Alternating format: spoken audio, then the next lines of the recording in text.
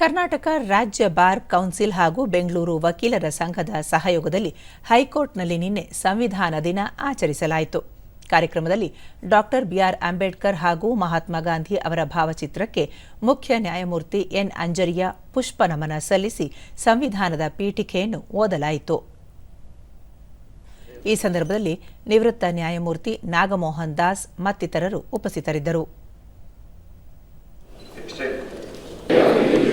And the unity and integrity of the nation. In our constitution.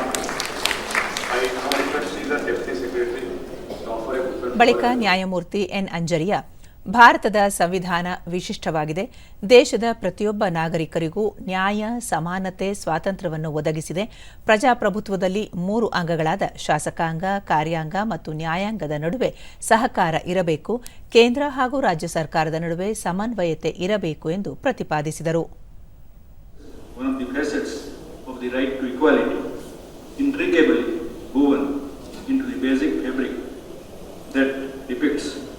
Constitutional scheme and the better. Nagamohan Das, ಸಂವಿಧಾನ ರಚನಾ ಸಮಿತಿಯಿಂದ 2 ವರ್ಷ 11 ತಿಂಗಳಲ್ಲಿ ರಚನೆಗೊಂಡ ಸಂವಿಧಾನವನ್ನು ದೇಶ ಅಳವಡಿಸಿಕೊಂಡ ಹಿನ್ನೆಲೆಯಲ್ಲಿ ನವೆಂಬರ್ 26 ಸಂವಿಧಾನ ದಿನವನ್ನಾಗಿ ಆಚರಿಸಲಾಗುತ್ತದೆ ಎಂದು ಹೇಳಿದರು. And most relevant constitutions ಅಂತ ನಾವು ಹೇಳ್ತಾ ಇರೋದಿಲ್ಲ, ಜಗತ್ತಿನ ಜೂರಿಸ್ಡಿಕ್ಷನ್. ಹಾಗಾಗಿ ಇಂಥ ಸಂದರ್ಭದಲ್ಲಿ ಅಂತ ಮಹತ್ತರವಾದಂಥ ಒಂದು ಸಂವಿಧಾನವನ್ನು ನಮ್ಗೆ ಕೊಟ್ಟರಲ್ಲ, ಆ ಎಲ್ಲ ಮಹನೀಯರಿಗೆ ಇವತ್ತು ನಾವು ನೆನಪಿಸಿ ಅವರಿಗೊಂದು ಸೆಲ್ಯೂಟ್ ಹೊಡಿಬೇಕು.